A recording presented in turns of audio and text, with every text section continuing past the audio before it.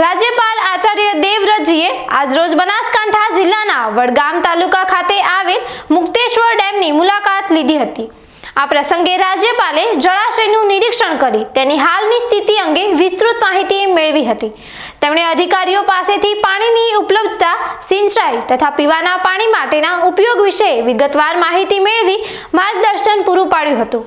મુક્તેશ્વર જળાશય એ વડગામ તાલુકાની સૌથી મોટી જળાશય યોજના છે। આ જળાશય યોજના થકી બનાસકાંઠા અને મહેસાણા તાલુકાના 31 થી વધુ ગામોને સિંચાઈનો લાભ આપવામાં આવે છે। સરસ્વતી નદી પર આવેલું આ જળાશય ચાલુ વર્ષે સાર્વત્રિક વરસાદ નોંધાતા સંપૂર્ણ વરસાદી પાણીથી ભરાયું છે। આ પ્રસંગે પાલનપુર ધારાસભ્ય અનિકેત ઠાકર, જિલ્લા કલેક્ટર મિહિર પટેલ, જિલ્લા વિકાસ અધિકારી એમ.જે. દવે, જિલ્લા પોલીસ અધિક્ષક પ્રશાંત સુંબે, મહેસાણાના જિલ્લા કલેક્ટર એસ.કે. પ્રજાપતિ, જિલ્લા પોલીસ અધિક્ષક હિમાંશુ સોલંકી, નિવાસી અધિક કલેક્ટર જશવંત કે. જેગોડા સહિત ડેમના અધિકારીઓ ઉપસ્થિત રહ્યા હતા।